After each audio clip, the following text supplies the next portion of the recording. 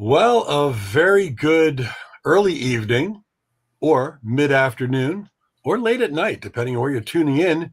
This is Material Issues. It's the first episode of the brand new year 2025.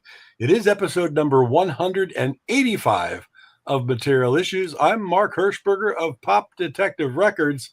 I'm over here on the East Coast where it's a chilly, windy first day of the new year, but the holidays have been great. We're going to check out the physical well-being of my co-host and very good friend out there on the sunny, warm West Coast, Mr. David Bash, president of the International Pop Overthrow Festival, and fresh. Oh, look at the stained glass shirt he's got going on tonight. Yep, brand new shirt. But brand new shirt, and I got the chain out, and new bling and new things.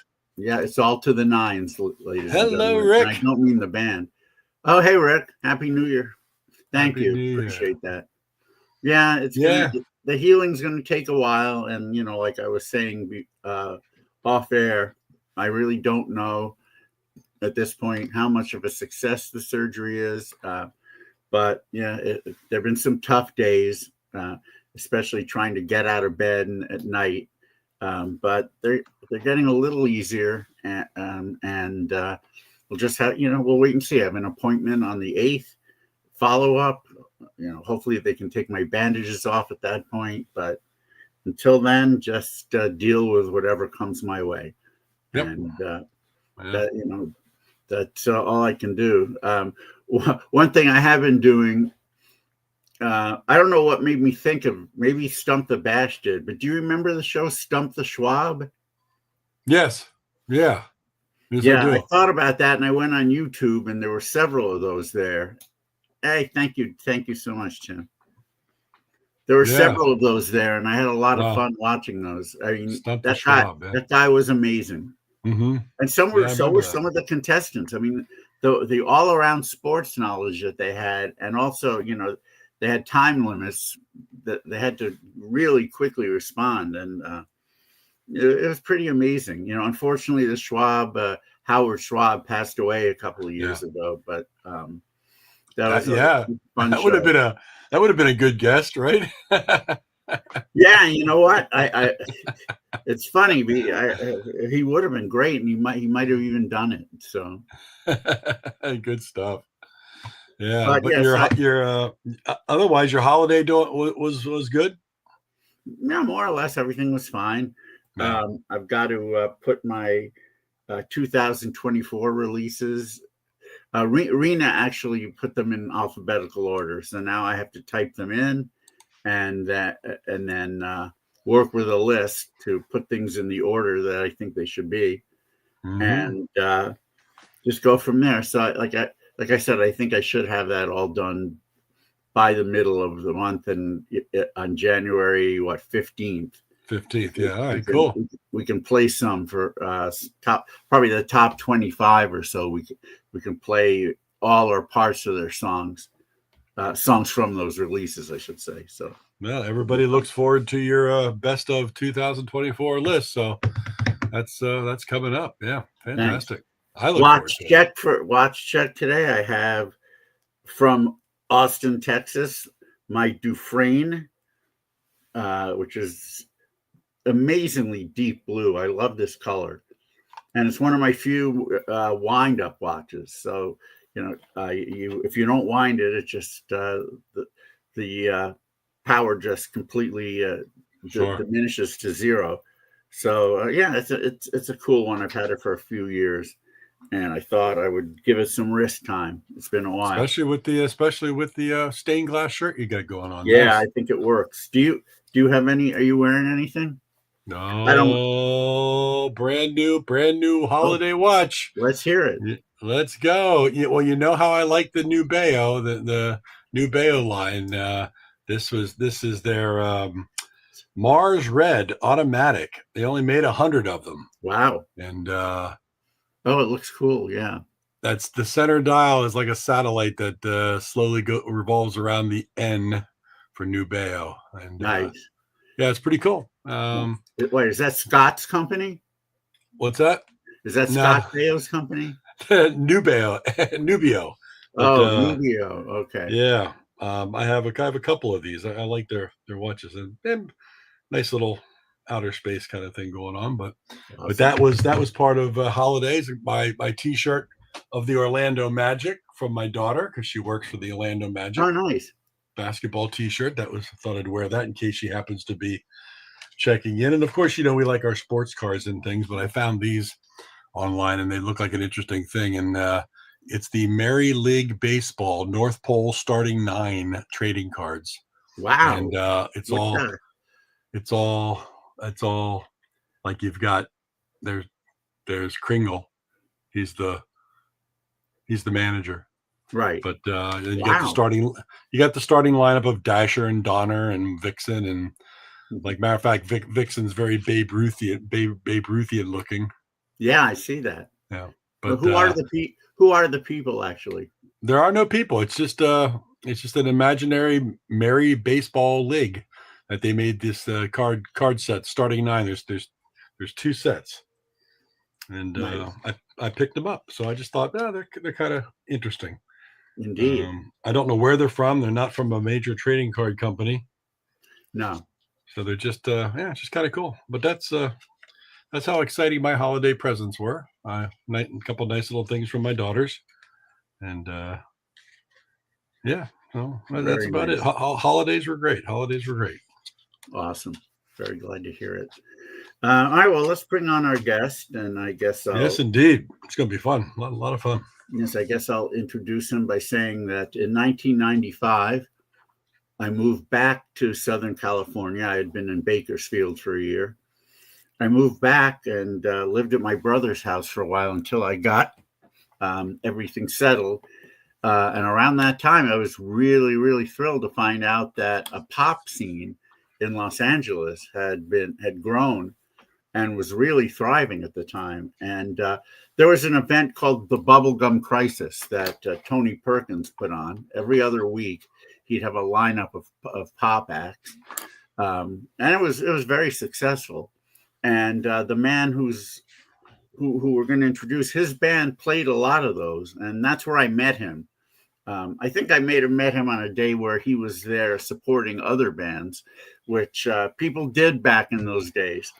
But I quickly found out I'd heard his song Happiness on a cassette, various artists' cassette. And I immediately said, I need to talk with this guy. I need to find out what else he's got. And and so it came from there. And his said band, as I mentioned in my post, played all over Los Angeles. And then when IPO happened, they played that one, and they even came all the way out to Liverpool. I think it was our first year, 2003, and they played the Cavern, which was great. But a couple of really nice albums here, Separated at Birth and Family Secrets, just great stuff. Awesome power pop.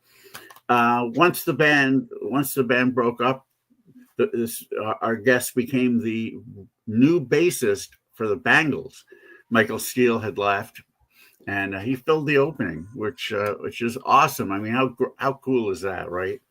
And since that time, he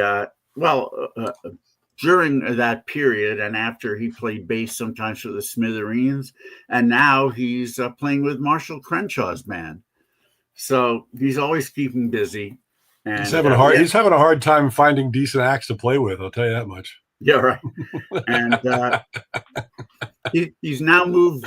He's now moved to my neck of the woods. He may be the closest in proximity guest that we've had on Material Issues, at least close to me. Just you can't help but feel good when you're around him. He just, as I mentioned, the song Happiness, it springs forth from him, and we're really glad to have him. So let's welcome in 2025. Would you please give a huge Material Issues welcome to Mr. Derrick Anderson? And there he is. Wow, I mean, you got a lot to live up to, Derrick, with that announcement from David. Yeah, I mean, holy cow. Need I say more? I mean, he's already lived up to it. Well, that's all we got for tonight, ladies and gentlemen. Thanks for having We'll see you next week. How are you liking the West Valley as opposed to Hollywood? In many ways, it's fantastic. I mean, I lived in Van Nuys for about 10 years, so the Valley is I'm no stranger to the Valley. Right. But yeah, I was in West Hollywood for almost 20 years, so it's nice to come back, and the prices are a little bit easier. I work in Malibu, so I get an hour of my life back every day now, because I used to take an hour minimum from West Hollywood to Malibu, but now I literally go down the alleyway of where our place is, across the street, and I'm on the freeway on my way to Malibu. Yeah. So it's a lot easier in that respect. But in fact, we are still looking for a condo. So this is sort of just a short-term rental. But we were getting spoiled. We like this place so much and this area so much that it's like, oh, okay, this is going to be hard now, finding a place that we like as much to leave here. So. But what are you gonna do? It could be worse. Well, for a short-term rental, you've decorated nicely over the back of your right shoulder. I think there's a lot of posters and things going on. That's nice. Very good. Hey, I don't know how you guys do it. I'm over here at the East Coast, and I complain about minor traffic on the Schuylkill Expressway and things like that. But when I brought my girls out to LA for 10 days in May, I had experienced LA traffic a number of years ago, but my girls had never experienced it. And they're like, Dad, how can they do this? I mean, it's like this. Let's just go to this place. It's only 4 miles away. We'll get there. We should get there pretty quick. I'm like, yes, not going to be pretty quick. 45 minutes later, they're going, what is this all about? Is this all the time? I said, I guess so. So props. Yeah, the one thing that I would say about being in West Hollywood, we were kind of sort of in the center of everything. It didn't take too long to go virtually anywhere. But out here in Woodland Hills, it's gonna take a good 45, 50 minutes to kind of get anywhere. Yeah. So yeah, there's that. Well, I would assume you don't travel into that area as much, or you don't have the need to be in that area as much as you used to. Though. Yeah, that's true. And I don't know if one could attribute it to just being old now, but it's like, there's my couch over there, refrigerator's over here. I don't need to leave the house as much as I used to. I certainly hear you very well. Yeah. And I went towards the end of last year, I was sort of making a conscious effort to like go out and see shows and do things. So I hope to keep that up. But as the older you get, it's hard. Yeah, no kidding. Yeah, there's some sort of sedative that kicks in at some age, and you just kind of, like you said, there's the sofa, there's the refrigerator. That's kind of all I really need. Do I need to go? I mean, I've seen 1,000 shows or 2,000, whatever it may be, but it's still there. Still pulls on you. Come on out there. Come out, Derrick. Yeah. I should have brought my Freud action figure, because I'm now going to start to do a little analysis. So tell me about your childhood, Derrick. I was born a poor black child. Wow, me too. Wow, yeah. We have that in common. That's funny. Well, you're from Ohio, right there? Toledo. Yeah. Toledo. Which is right. It's very north. It's very close to the Michigan border, right? Yeah, about 45 minutes south of Detroit. Oh yeah. And hence, I would say, as I've stated in different interviews before, that a major part of the catalyst to being a musician was AM radio in the 60s, which was coming from Canada, CKLW. And, I didn't get in the car as a little kid without saying, Daddy, turn on the radio. and it would be on CKLW, and just everything that a 3-year-old could want in the '60s was playing through the airwaves. Wow, so you really got an early start then. Oh yeah, yeah. I was firsthand. So you're growing up in Toledo. Were your parents musical? Did you is that kind of your entry into outside of the radio music? No, not really. My neither of them played anything. My mom, sang a little bit, but my dad virtually nothing. And a lot of kids would have older siblings that turn them on to stuff, and I was the only child, so I didn't have that going for me.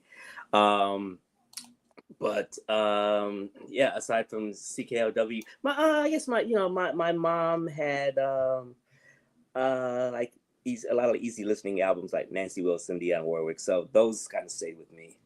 But no, it was pretty much and my grandmother, who actually had her youngest son was maybe 10 or 12 years older than I was, so he had a lot of cool records, a lot of cool 45. So I would go over to her place and nice. Kind of go through his 45 collection, and I think the thing I take away most from that was the 45 Soul Finger by the Barkays. That was still, that's one of my top, right. It's a great song. Yeah. I was brought up in New York, and there were some nights I could pick up CKLW only at night, right, and only on certain days. And I remember they did their top 100 of 1974. And of course, I loved writing down top hundreds of the year. And I remember there were a few songs on that I'm like saying, what the hell is this? Because my station, WABC, never played things like I'd Like to Live the Love by, now I'm already forgetting, Billy Paul. And what was it? There was one other one that I remember hearing, but I've forgotten now. But it was, I was always happy on those nights when I could get that station. Yeah, I mean, AM radio, there's nothing, especially in the 60s, early 70s, there's nothing like it. Yeah.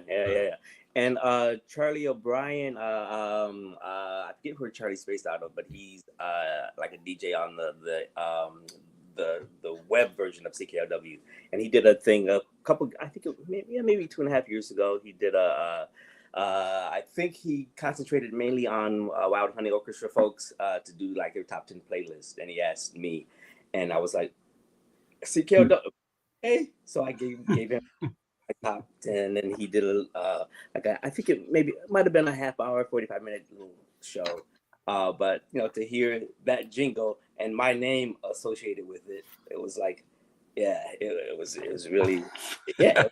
I've come full circle. Yeah. This is it. Yeah. So when you were a child, did you have aspirations to be a musician, or that came later? No, that came when the Partridge Family came. Oh, wow. So, yeah. Well, I get that, man. That's right in my wheelhouse too. Yeah. You looked at that TV show and you're like, well, if that kid can do it, exactly. not knowing that kid couldn't do it. That because the very first album I ever bought was Up to Date, Partridge Family, and I remember as a 7-year-old turning it around and looking, oh, it's these guys that are playing on this stuff, not those. Okay, so yeah, I got that right away, but that still didn't take away from the greatness of that music. I still love that album today. Oh yeah, the songwriting throughout the entire catalog. Yeah, I'm more of a sound magazine guy, but sound magazine. Well, that was Up to Date's fine, and the first album has some great songs too.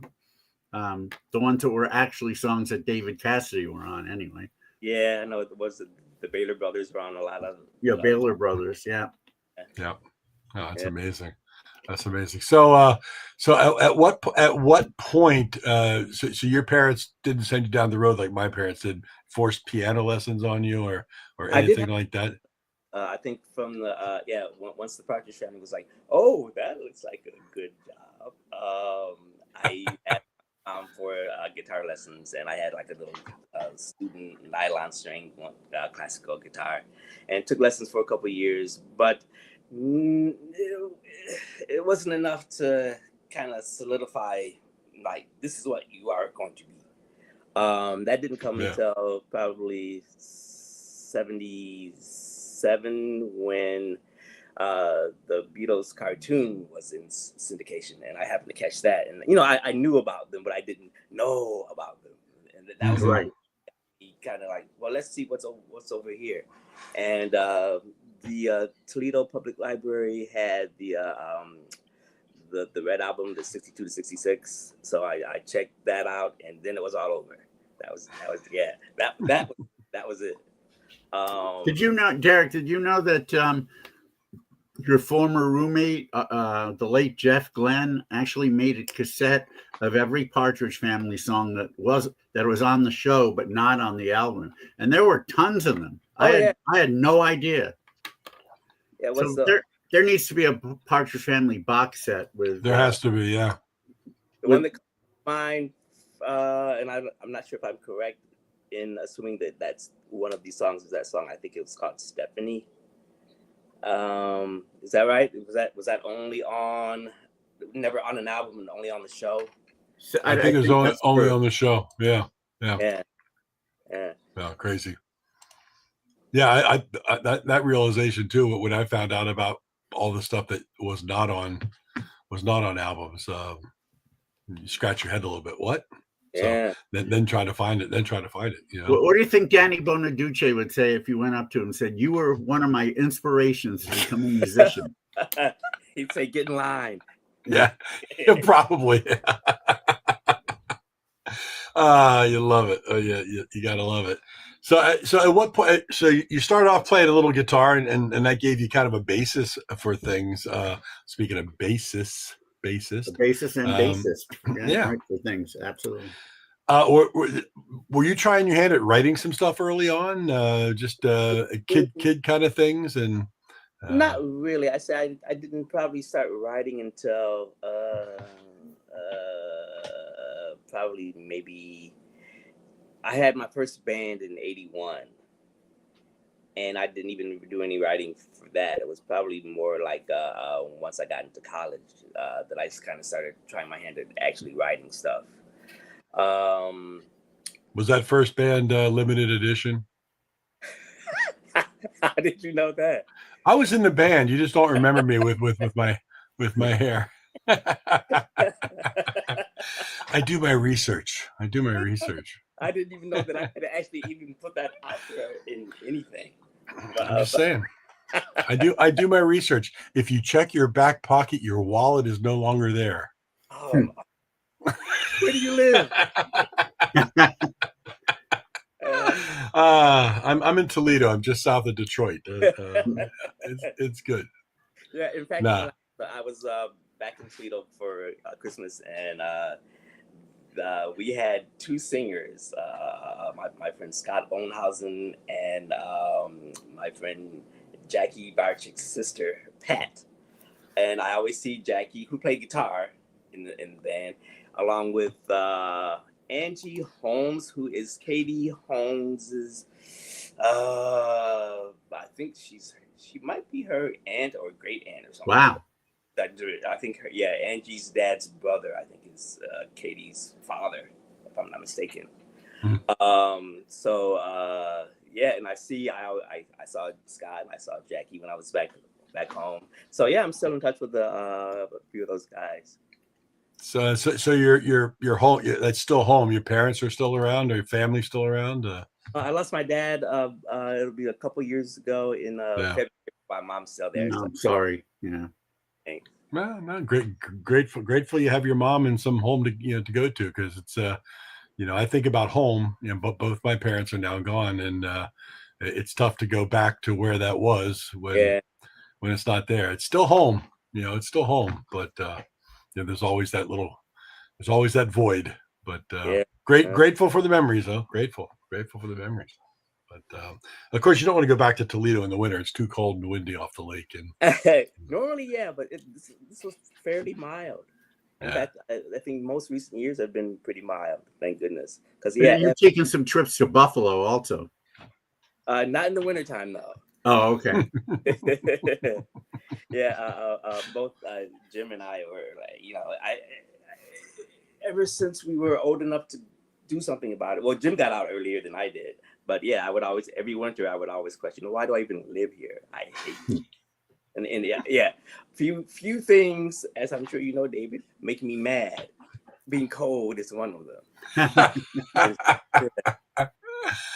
Well, you do some Northeast tours here with Marshall and whatnot, but are they? I don't know. Are they planned non-winter? So there was one. Oh, we did in I think it was maybe the third week in March, and there were some East Coast dates, and the second date it snowed. Wow! I was mad. I was going to say you're probably really mad. But I'm sure you were indoors for most of that trip anyway. So for most of it, yeah. But I prepared. I had my winter coat and my gloves and my hat. So I was ready for it, but I just didn't expect that it was going to actually. I don't mind it. My daughters moved to Orlando together. They wanted to be in Florida, and they don't like the cold in the winter. But I don't. My parents, the older they got, the colder they got, and they'd turn the heat up and wear 8 layers of clothing and have their heat at 98 degrees in their in their house, and I couldn't handle it. I always say when I'm too hot, I can't take anything more than get all the way down to a thong. You can't you can't take any more off because you'll probably be arrested. But if I'm too cold, I can always throw more on until I get warm enough. I'd still rather be hot in a hot environment than I'm with you for sure. Maybe I'll get there one day. I'm a good 25 years younger than you guys, so that's so wait. True. So all right. So what happens next in terms of bands and writing and everything else? I'm actually funny you should ask. Every January of every year for the past couple of years, I've said I'm going to finish my second solo record, and it never happened. Well, last year I had a good excuse. We moved. We did the move in February, but we didn't actually get everything up and running and finally settled until the first weekend in July. We had a leisurely move out. We got a cash for keys offer from the place that we were in West Hollywood. And we had 3 months free rent too, so we could take our time moving. Nice. But the heavy lifting came that very last week in March. So we had to be out of our old place at the end of March. But I was on tour with Marshall Crenshaw. So Jim and Severo, speaking of Smithereens, Severo from Smithereens, lended his hand and arms and feet and lifting skills.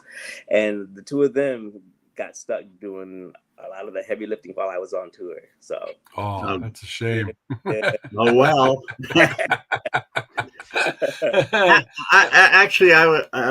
What I meant by what's next, I forgot that we had gotten off of the chronology wagon for a bit. I meant what's next after your first band, like back then. Well, let's see. The first band, the second band that I was in. Let's see. One of the guitar players was my friend Joe Binkowski, and I'm still great friends with it. They're like my second family. I saw them Christmas night. I've been with that family every Christmas night for probably 45. Wow. Like that. Wow. That's really nice. Yeah. So Joe and I met freshman year in high school art class. and we just hit it off. And he was a guitar player, and I was I think by that time I got my first bass. I was a freshman in high school for my 15th birthday.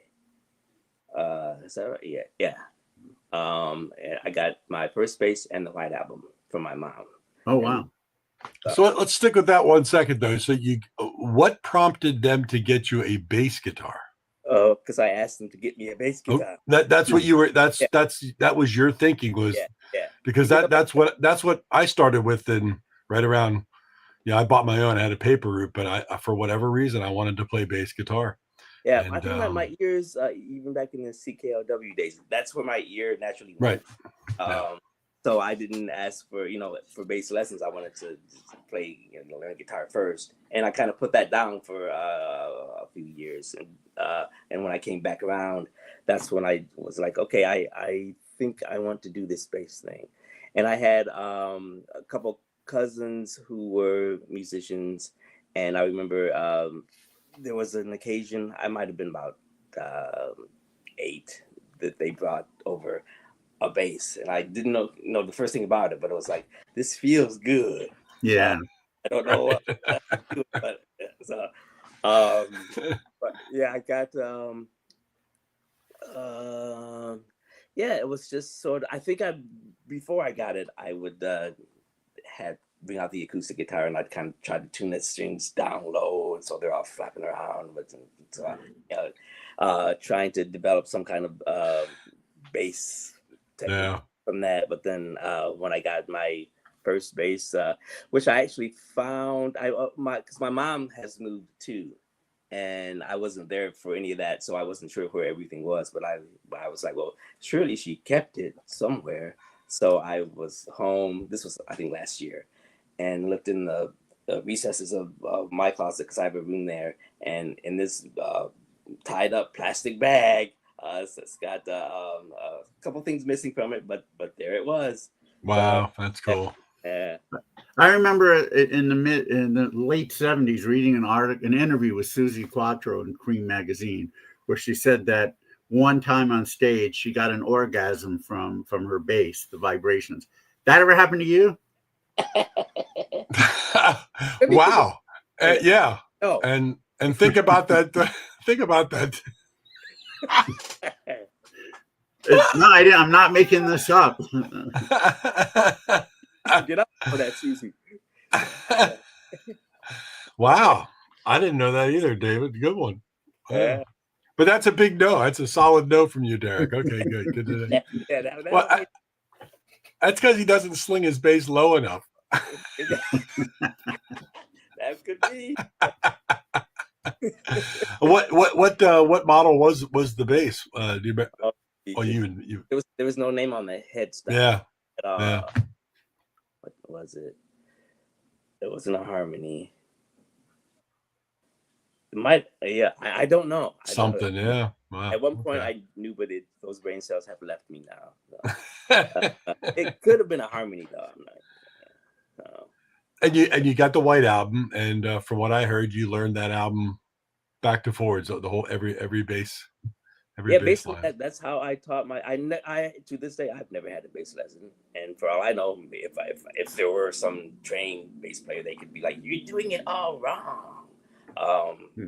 But it sounds good. Yeah, it was good. So yeah, I learned, I taught myself listening to Beatle albums. So I will buy one, learn that entire album, get the next one, learn that entire album, and by the time I had all like 13 albums, I was a bass player. Mm-hmm. Oh yeah. Oh my gosh, yeah. Nothing wrong with learning that way. Were you understanding like the math behind music at this point, theory, and because there's a difference between learning exactly what you're hearing and finding the notes and kind of memorizing, so to speak, and then learning, why things go the way they go, and then being able to pick things up faster because. Yeah, I think that seemed like sort of just an innate process that went along with everything else. But I did play clarinet from 6th grade all through high school, and I was first chair in like I think my junior and senior year. So I had that theory from that. Okay. Wow. But I still can't, whereas I can read or could, I haven't used those brain cells since I graduated high school. But I read, clarinet music, so I understood, the staff and measures and all that stuff. But bass, you could put some bass chart with bass clef, and I wouldn't know what that is. No, I've talked to several musicians over the years, and it's the same thing with them. Mm-hmm. They do it by feel, and if it sounds good, they go with it. Yeah, and to know what sounds good and how to play what sounds good, and what your ear tells you to do. And luckily, I've always had a great ear. So, well, so I mean, when you go, just to jump forward a little bit, when you go from a band like the Andersons, where you've got all original things, so you're doing original, bass parts to that, but then you move into the Bangles, the Smithereens, Marshall. Are you sitting down with their music and then basically going back to what you did with the White Album, learning everything note for note, that kind of thing? Like pretty much. You see what I'm getting at? It's kind of, how do you approach, popular known songs for other artists that you're playing now? With Smithereens in particular, they were, when that first album came out, they immediately became like one of my favorite bands. Okay. And I had always said back then, listening to them, this is what I would play to these songs if these songs had no bass on them. So wow. Yeah. So right away, that was an easy one. I didn't necessarily have to sit down and go, what does this do? I just kind of, I just knew the songs anyway. So that was, in fact, I remember, I think it was for their second album for the Green Thoughts tour. We had to go to, being in Toledo, we had to go to either Detroit or Cleveland to see anybody worth seeing, because no one was really coming through Toledo. So me and some friends drove to Cleveland to see the Smithereens. And I remember plain as day, the moment, sitting, watching them and going, that's all I want, something that does that. And then to, years later, to be able to do that thing with them.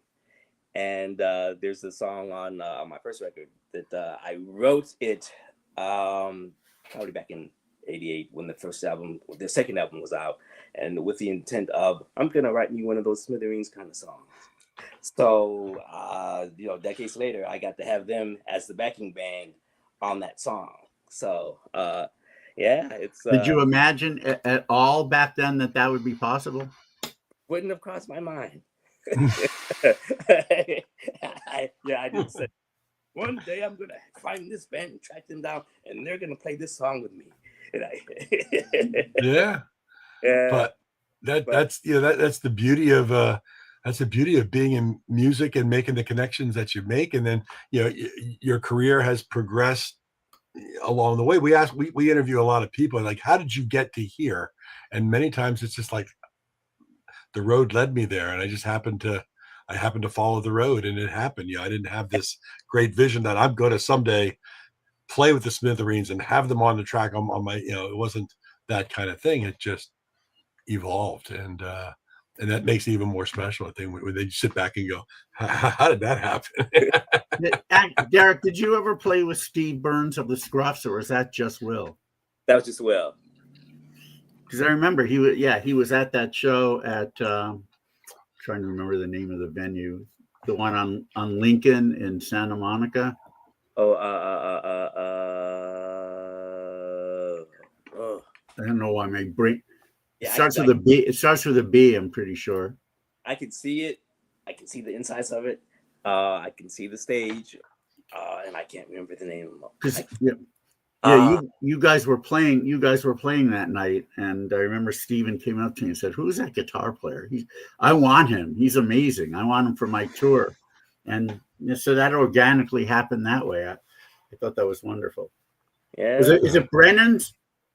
No, it wasn't Brennan's. That was on closer to Marina Del Rey, I think. Oh, but that was the venue where this happened, though. Oh, okay. Yeah, it was Brendan's. Now that I think of the name. That's cool. Well, all right. So we're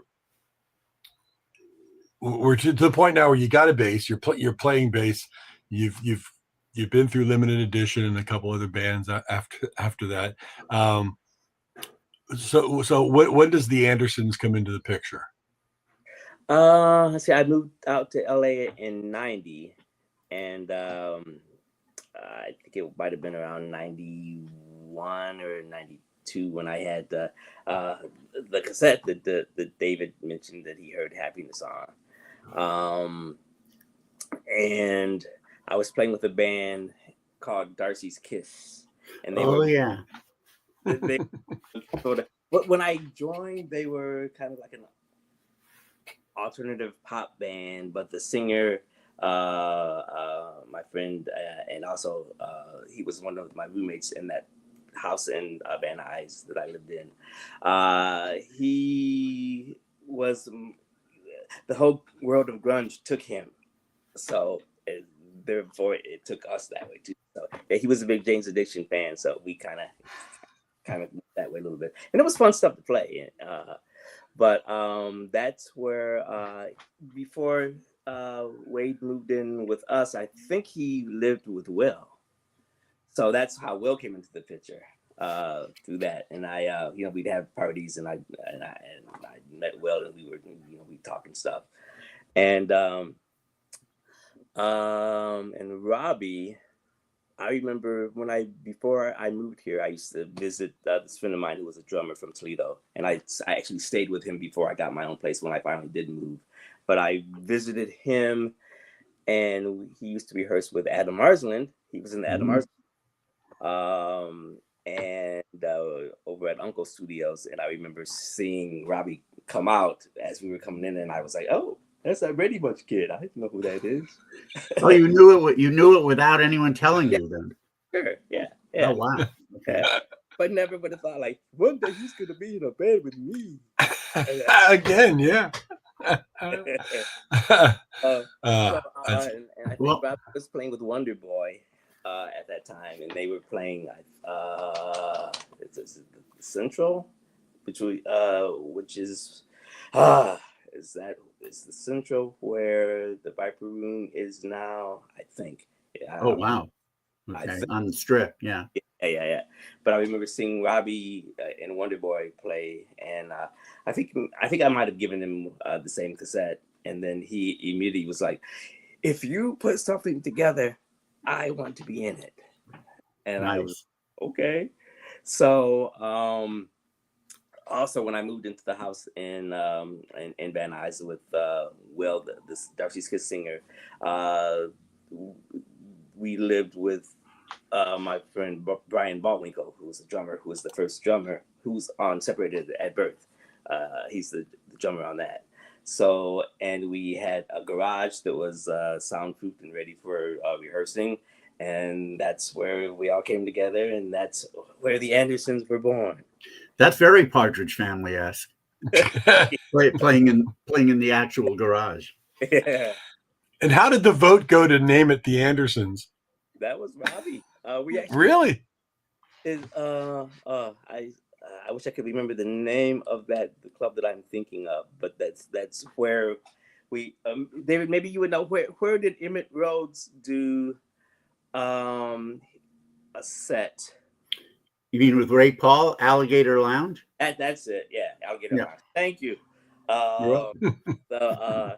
Yeah, we were playing the Alligator Lounge, and I forget what name we were operating under at that time, but we knew that it wasn't the name. So we handed out a pad of paper and had people write down suggestions, and it was actually Robbie who wrote down the Andersons. And then we were like, okay, well, that could, yeah.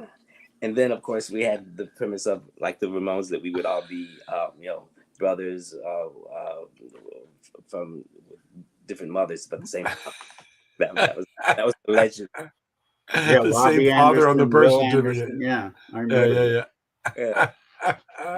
Oh, that's good. That's good. So, so take us back to the first Anderson's album. What was the genesis of that? As you started writing together, or were you bringing in tracks separately? A lot of the tracks that were on that cassette that I did wound up on the first Anderson's record. First Anderson's, okay. Yeah. So I had a bunch of stuff that was already written. I think Robbie had some stuff, and I think Robbie and Will wrote some things together. I think the only song on that Robbie and I had a hand in was no. We sang it together, but I don't think I had any hand in writing it. Was that song "Defensive"? The song, the first Anderson's record. Yeah, we do like Everly Brothers harmony all the way through it. But yeah, I think pretty much I had my stuff, and then Will and Robbie would collaborate on stuff. Yeah, so that was an easy. Oh, prior to the album, we also did a 45 little single, well, not single, nice. EP, 2 songs per side, and that I think that had Happiness on it as well. So yeah, Happiness was only recorded by the Andersons on that EP, and then I took it and put it on my first record, more of the version that I'd always kind of heard it in my head. Right. Who wrote Coelacanth? That was Will and Robbie. Okay. Yeah. Definitely. Definitely one of my favorites that you guys ever did. That was fun to play too. Yeah, imagine. Yeah, good stuff. So what label was that released on? Do you remember? Line Vinyl, which was not actually a true label. I was in this band Ruby Fish with Patria Jacobs, and Ruby Fish had done I think they did a single and used the Line Vinyl, and she had the Line Vinyl records all set up, so it's basically just a label and a PO box. So I wanted to. I said, well, this album needs to be sort of assigned to some sort of label and make it kind of appear more legitimate than it was. Right. So, right. Set the logo on it and the PO box on it, and that was that. So at this point, the LA scene is starting. It's really thriving. Yeah. Everybody was supporting each other. Was there a belief that LA would become the new Seattle and major labels would swoop in and sign all you guys? Oh, sure. I guess in the early days, I think everybody kind of thought, well, it happened up there. Maybe it'll happen here. And there's certainly no shortage of bands with good songs, and so sure, why not? Of course, not a lot of that actually happened. Right. But yeah, in those early days, it was like. Ooh. And by the way, the reason that didn't happen, it's all my fault. Ask Robbie about that. IPO ruined the pop scene, according to him. So it's all my fault. The labels would have signed everyone. Yeah. If not for IPO. See what you did? Yeah, if not for gathering them all in one location for people to see. Gosh, what a dumb idea. Really. That's good. But so that was just all sold through a mail order and website. I guess did Not Lame distribute it, or? Oh, I'm sure Not Lame had it on there. Not Lame. Yeah. Small place like catalog. Yeah. I think that's probably where I got it. I would think. Yeah. Damn, not much. Did the first album sell that much? Do you have an idea what sales were? I know we did. The first pressing was 1,000. That one we had to do a second pressing, and I'm not sure how. We didn't quite get through all those, but I'm not sure how many. Yeah, it was tough back then because bands had to do a minimum of 1,000. Yeah. Oh, hey, Lisa. Oh. Hi, Lisa. Yeah, so many bands have like multiple copies of their albums in their garage somewhere. But yeah, right now it's so much easier. You can do runs of 50.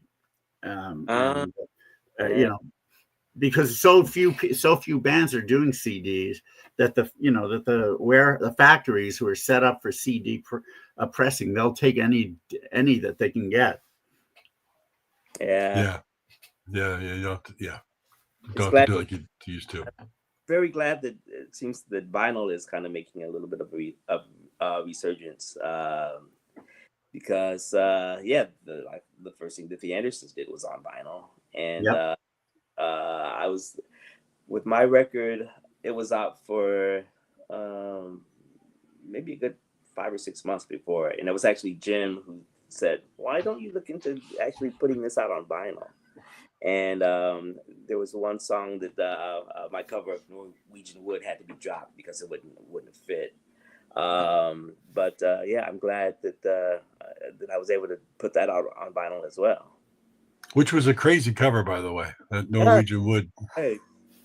First time I heard that, of course, I knew Norwegian Wood. It's like, okay, I'm gonna settle in for this. Yeah. And it's like, WTF? What's going on here? Very cool, very very cool, different take on it. Yeah. Very different take on it, right? And that's great if you have an artist who knows what they're doing, and they go outside the comfort box to do a version like that. It ends up working out really well. Yeah. Oh yeah. And Robbie was always one for we would get asked to be on a number of compilations of somebody's covering songs by the Cars, or what were some of the other ones? Replacements. You were on Left Bank and Paul McCartney and all kinds of stuff. Yeah. So Robbie was always like, well, let's the definitive version is already done, so why try to just copy that one? Let's steer it over here a little bit. Right. So, and I think that kind of stayed with me as well. And that's actually one of the bands that I was in back in Toledo. We also did a version of Norwegian Wood. That was wow. More of a psychedelic kind of version. So that song has always been kind of like, what can we twist this one into and put it out? Oh, you twisted it all right. Yeah, you twisted it all right. and if they haven't heard it, best of all, Yoko never came after you. There's a little sales point. If you haven't picked up Derrick's solo album, you got to pick it up now to hear a Norwegian Wood cover. Yeah, got to do it. Is it still available? Is it just found on eBay, or can people still find it on Amazon and through your website? Yeah, it's still on Amazon because it was through Omnivore. So Omnivore, Omnivore, yeah, that's right. Yeah. My favorite people. Yeah, that's good. They're great. Good people, good label. Yeah, indeed. So you got the first album underway. How long after till album number 2 with the Andersons takes place? Were you writing, recording, projecting the next album and playing as much as you could around LA? Basically, yeah. I think the second album was maybe a few years after the first. We went through, as bands do, many drummers in that time, and we had Marco Stella Cruz for the second album, and that was making it. I know we did a lot of the tracking at Robbie had a home studio at his place, so we tracked a lot there. And we mixed it. I forget the name of the place because Robbie had also he had gotten a job. I can't even remember what specifically type of media that they did, but they had studios set up there, and we did a lot of the mixing for it there. So it was very much like the first album was, full on 2-track. 24-track, 2-inch tape. The way that we all made records back, way back then. Mm-hmm. But second album was like, oh, there's this digital thing now. That was our first foray into the digial world of recording. What do you think about the Pro Tools sound versus the analog sound? I know there's a number of folks that kind of do a combination of both. Like they'll do some tracking on Pro Tools, in the box, as they say, and then dump it down to tape and work from there.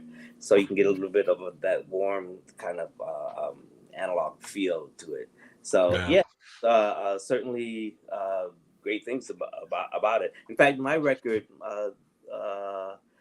was entirely Pro Tools, and Steve Reffling, the engineer for who I did it with, for the longest time he wasn't going down that Pro Tools route. He's like, no, I tape, and then he finally gave way, and so for me, making that record and seeing what you can do in Pro Tools was like, oh, so I can edit and as easily as this and move stuff around, and okay, so just for that alone, it's there's a lot of things that you can't do on tape.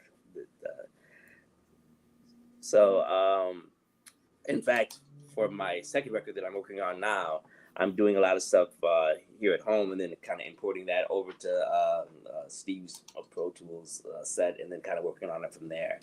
So yeah, it's I got no bad things to say about the world of the digital recording world of Pro Tools. Awesome. Yeah. So for the second album, you were signed to the Smile label, Tony Valenziano's project. How did you meet him, and what was his big selling point to get you guys signed? How did we meet Tony?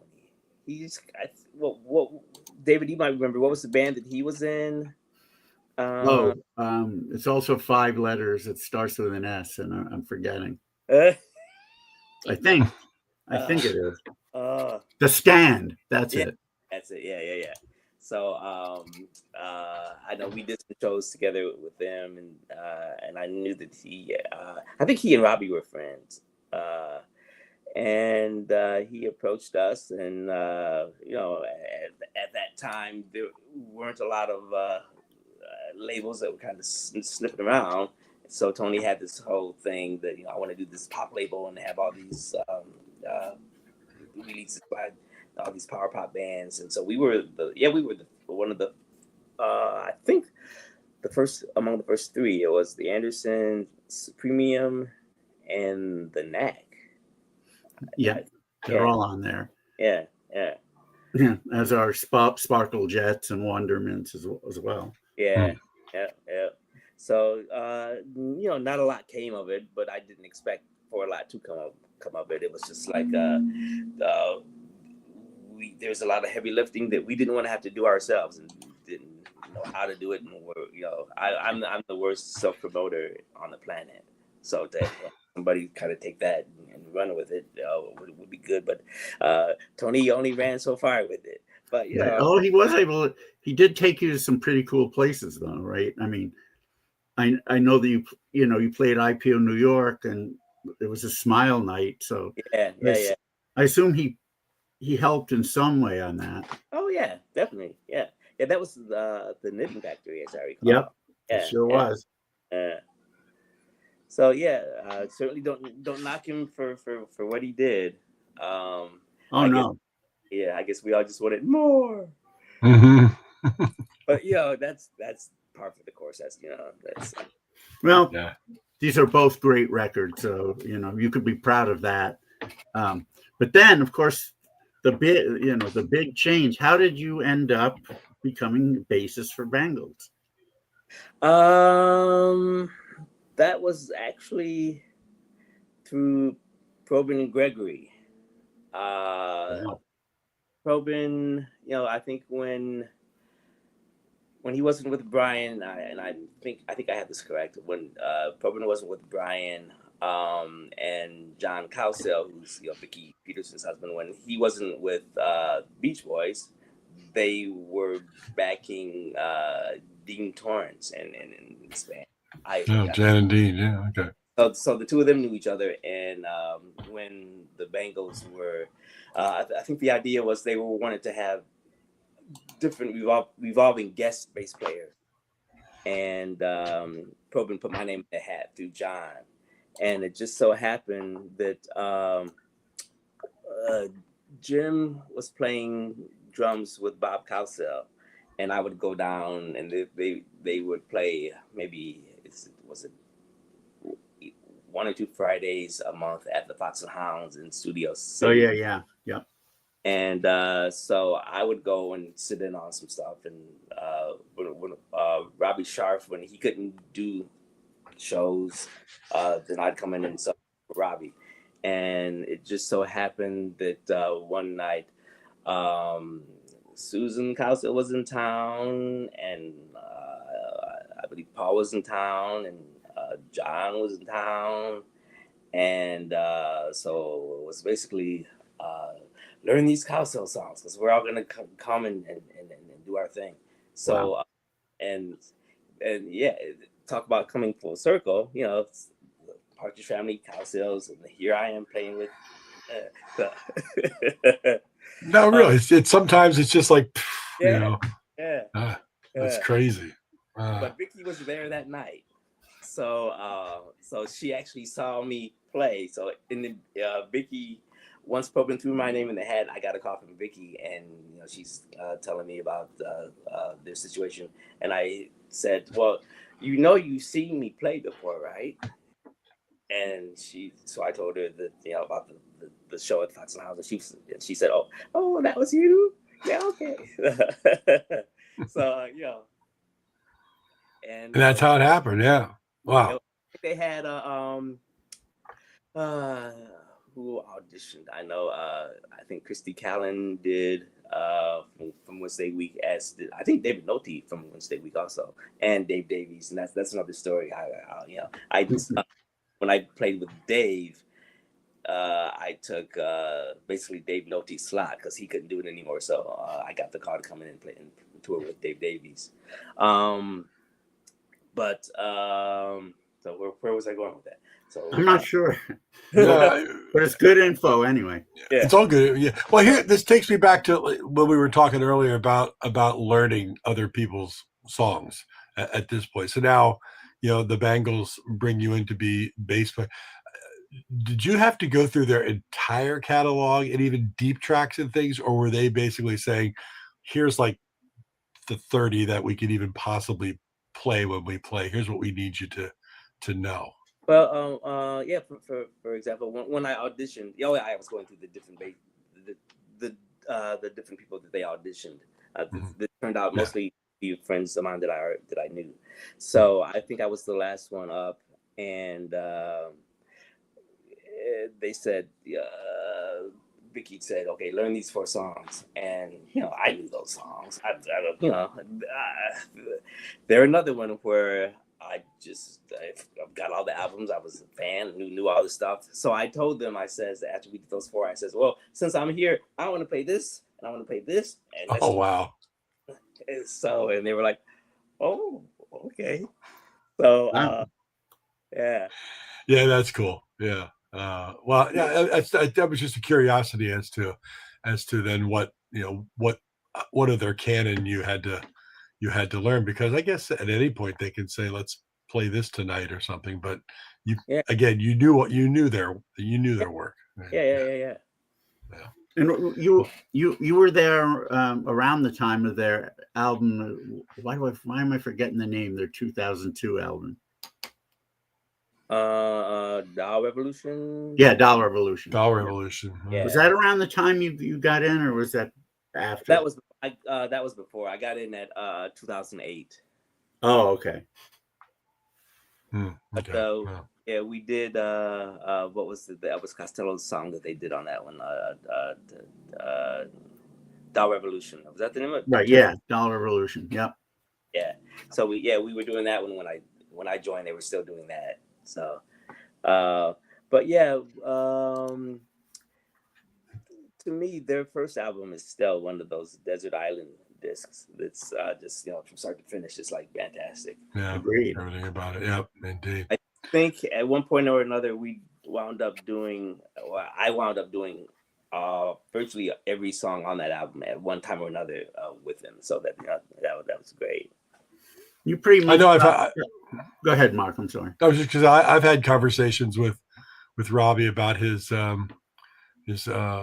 what's the best description? His immense respect and love for Susanna Hoffs, for a lot of reasons, as most of us, you know, looked at this and remains to this day a lovely woman. Please tell me she's as nice Oh, to hang yeah. out with as she is, because I've never met her personally. And they're all fantastic. I just figured it. But for people watching, I thought that they'd probably think, I wonder how the Bangles are in real life. So here we is Vicky really sarcastic a lot of the time, like her image seems to project? Yeah, but the best possible way. I mean, they're all it's quick-witted and kind of a little sarcastic a little bit, but yeah, they're the thing that always came to mind would be, because they're a little bit older than I am, but they, like, if you're in high school and there's these really, really cool girls who were into all this cool music, and it was kind of like that same camaraderie. They're just fantastic, solid, good people. The girls, the crew, John Kalachi and just who was their tour manager. I just kind of fell in right away with all of them, and you got to tour all around the world, didn't you? Yeah. Well, the very first show that I did was a one-off in Scotland. So long ways to go to play for. Wow. That was the first show. Yeah. Oh wow. Yeah, it's a long way to fly, and not to screw it up. Wow, Tim. Well, yeah, that you lived every fantasy of, or the fantasy of every boy in the mid '80s. That's for sure. Yeah, exactly right. Exactly. Oh my Lord. Well, and here's the funny part. Like, you'll see a lot of bands, over the years that have had one female member, maybe the lead singer or something like that. So that you always have to think, all right, well, the guys have one dressing room, and then you have to have another dressing room. You were in the opposite situation here, where the girls had the whole band had a situation, and you had to be. I think that's kind of funny too. But where's Derrick get dressed? That was never really an issue, right? It was I know. I'm just bringing it up as a funny side note, because it's not usually that scenario, where it's an all girl band. Oh, and the guy. Yeah. When I joined, it was on stage. It was 3 guys and 3 girls, because John would play percussion. Right. Greg Hilfman, we call him Harpo. Harpo would play keyboards, and then me. So it was on stage. It was 3 guys, 3 girls, and in the all-girl band.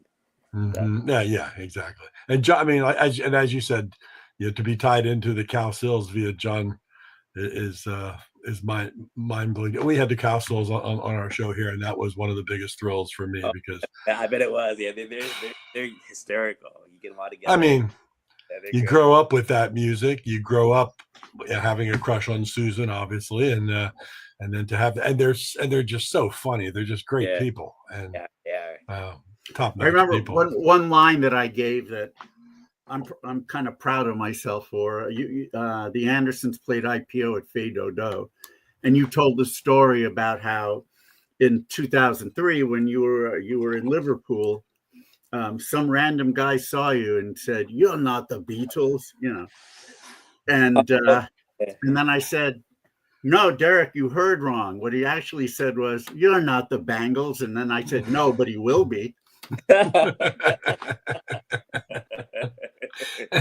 Yeah, who knew? Good stuff. Well, I mean, what a great time in your career to be touring the world with an iconic band like the Bangles. I mean, that's I mean, we did Australia twice. I had never been to Australia before. We did. Let's see. I played London.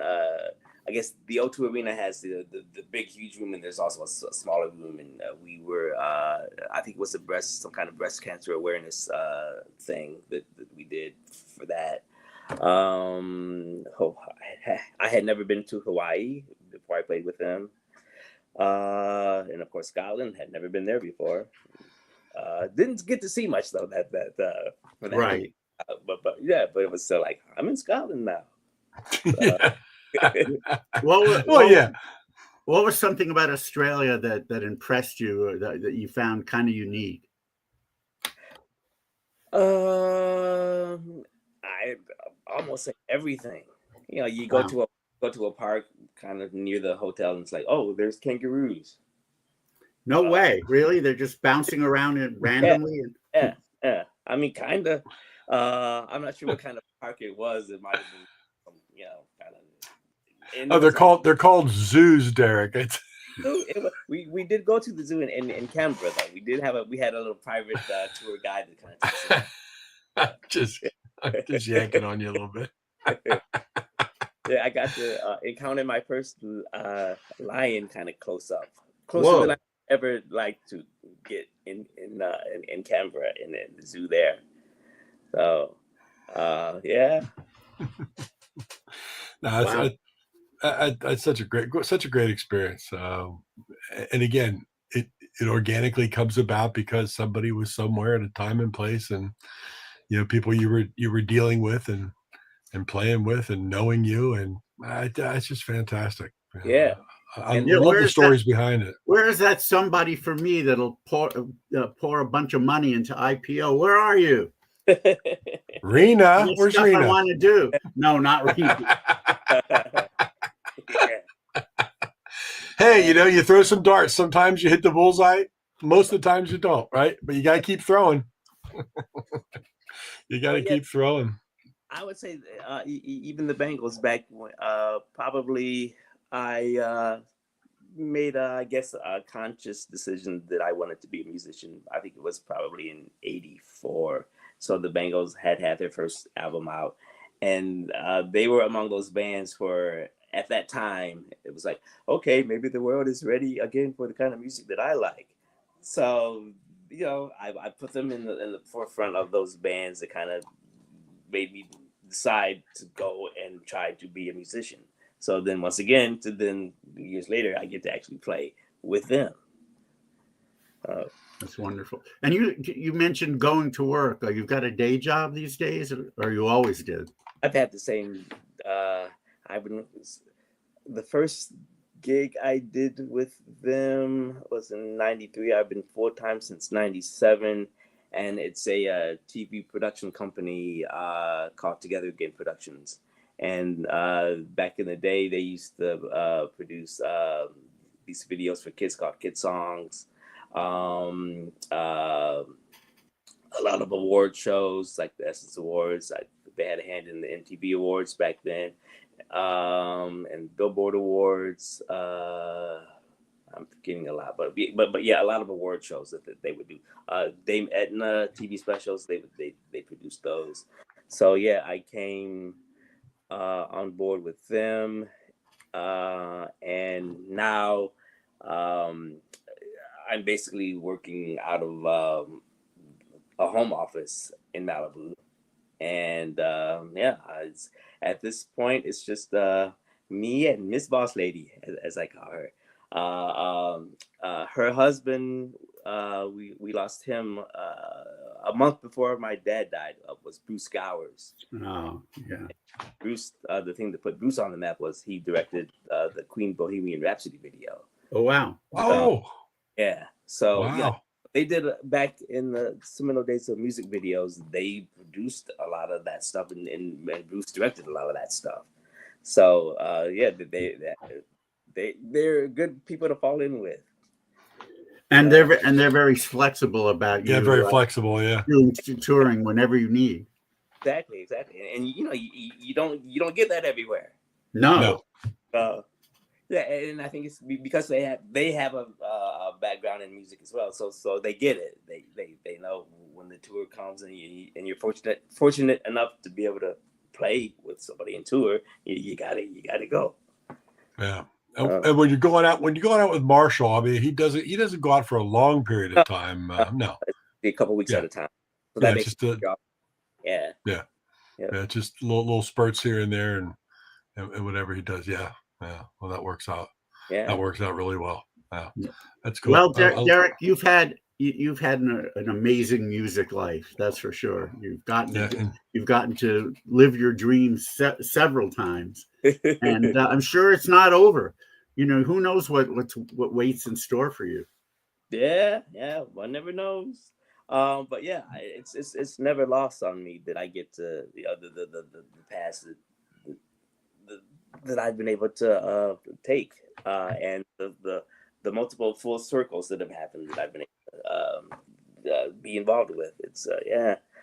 And I think that's what makes you, because you and I have never met personally, as you know David very well, but not only David but other people I talk to always speaks highly of you and your personality and the type of person you are, and I can see that you're grateful for everything, and that and being grateful and realizing that you're living this moment that not everybody gets to live. I can see why people speak highly of you, and of course Well, the that talent smile that's is so behind it. infectious, also. Yeah, indeed. And of course, I mean, I wanted to pop this up earlier, but I forgot. But that's the World on My Own. That's the solo album from 2017, I believe. Right. Yep. Right.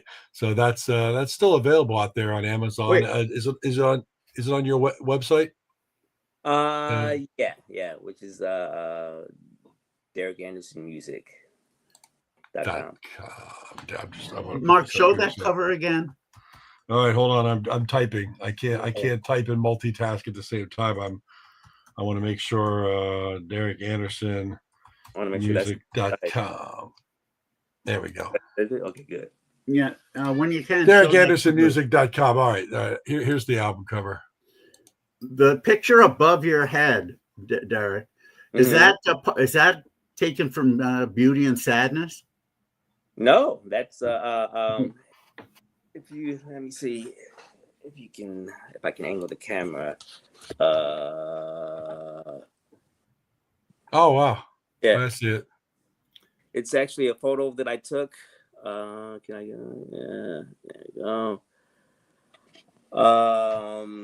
I had jury duty downtown, and they give you, I think, an hour and a half for lunch. And I always like to take the camera and see what kind of abstract images I can stumble upon. And that was actually at back when Staples was Staples, the Staples Center, and it was they had a big Toyota sign. Okay. And I don't know what part of the word Toyota that is, but that's what that is. Oh wow! All right, gotta pop it back up. I see it. Okay. So the other one over here, the left side. Yeah. That's cool. Very cool. I love it. It's a great album cover. Yeah. Thanks. Well, Derrick, thank you so much for being with us. We had a wonderful time with you, and as I said, you've lived the dream, and we're all proud of you. Oh, thank you. And you got another solo album in the works. You alluded to briefly. Yeah, I'm hoping since this year I don't have to move, I don't have to do anything drastic, and I'm it's probably I probably have 9 or 10 songs that are kind of nearing in stages of completion. So I want to have it done in I would say the first 3 months of this year, but I'm going to say the first half. Yeah. Oh, nice. Yeah.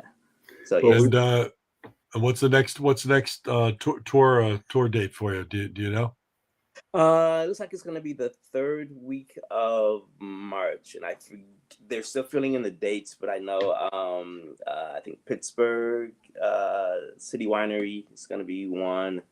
So it's going to be primarily East Coast stuff again. Oh, good. Well, yeah. If you pop around the Philadelphia area, I'll make sure I stop out and say hi. That'd be great. Yeah, we were just there the end of November. Yeah. Saw that. Yeah, I did see that. Yeah. Oh, you did see that? No, I wasn't there. I saw that it was there. My schedule's so tight sometimes I can't get out to see some things I'd like to see, but I'll have to try to make that happen next time you're back in the Philadelphia area. Yeah, I'll let you know. That'd be great. Thank you. That'd be awesome. Well, Derrick, Happy New Year. Hope 2025 brings you the best of everything, and we thank you so much for hanging out Oh, it's cold in March in Pittsburgh. It's true. Not gonna like that. You and Jim should come by. I would love that, and I'd love to see your place too. Now that we're so close together. What's your cross streets? We're in Reseda, Corbin, and Sherman Way, more or less. Okay, so yeah, a little north of that. Maybe 15 minutes away. Yeah. No, we would. Yeah, I've got a record collection to show you. and Jim, you'd both appreciate it a lot. Yeah. Uh-oh. Is that your back? Is that your back monitor? No, they found out that the kid I kidnapped. Oh, damn. Hey, thank you, Tom. Tom Richards checking in. Nice. Well, Derrick, have a great one. Happy 2025. I hope we run into you sometime in the very near future. I look forward to the next solo album. And thank you so much for hanging out here with some Material Issues, my friend. Good to see you. Thanks for having me. Thank you. Have a great night. Thank you, Derrick. Take care. Yeah. Bye-bye. Well, there you go. Oh, that was he was everything you said he was going to be, David, as far as the personality and that smile. But yeah, very very nice man. Yeah, quite a resume, and you can tell he's very grateful for the way everything rolls along, and I love it. He deserves it. Yeah, and I think we covered pretty much everything we wanted to. Yeah, indeed. We didn't go off in too many goofy tangents like we often do. Well, yeah, sometimes Which we do. Which is fine if that happens, but it is what it is. You know? Yeah, like a lot of other shows. Unlike a lot of other shows, we're free to do what we want. Yeah, we don't have staff in our ear telling us 3 seconds to commercial. Yeah, it's because we got nobody paying us to do a commercial, which is fun. Exactly, which is great. But yeah, if anyone out there wants to throw a bunch of money at Material Issues, you know, we'll take it. We'll improve it. We'll soup our background up and everything. Yeah, we'll prostitute ourselves. Yeah, it's all good. No problem. We have a good time though. I mean, 185 episodes into it, another year starting on Material Issues. Next week, I think we're just going to be you and I hanging out, playing some Stump the Bash, goofing off. Not a whole lot. We're going to do it on Thursday next week. As people might know, this is basketball season. I do the PA announcing for Haddonfield High boys and girls. That's why my voice is a little shot. I did 8 games between Friday and Saturday, and then of course working the bar last night and singing quite a lot and quite loud over the din of the crowd. So I've got games next Monday, Wednesday, Friday to do. So we're going to move Material Issues next week to Thursday, 6 p.m. Eastern, 3 p.m. Pacific. And then the following week, which is the 15th, back to Wednesday, David most likely will have top 25 tracks to talk about and play some music from of 2024, because he's making up his list. He's checking it twice. He's going to find out what songs are naughty or nice. Well, it's albums, but it's albums. I'll do that with albums too. I just wove that in there for the holidays. That was. Thank you very much. It was nice in the spontaneity category. Didn't even pre-plan that. Yeah. But we look forward to that, and then of course, we all, as we say, we've always got irons in the fire. So if you haven't subscribed at materialissues.com, it's just, do it. Subscribe here on Facebook as well, and we'll send out that email on Monday or Tuesday, let you know what's coming up on Wednesday. That's all we do. We don't hassle you, but stay tuned. We got a lot of cool ideas for 2025. Excellent. All right, well, happy New Year, everyone. Thank you happy so much. New Year, everybody. Yeah. And we'll see you next Thursday, not Wednesday, but same time, 3 o'clock, 6 o'clock, 11 o'clock. Yeah, all those o'clocks next all week. The o'clocks around the world. Yeah, appreciate it. David, love Tarina. Feel better, my friend. Heal. Yeah, I'm hoping so. Happy New Year, everybody. Goodbye.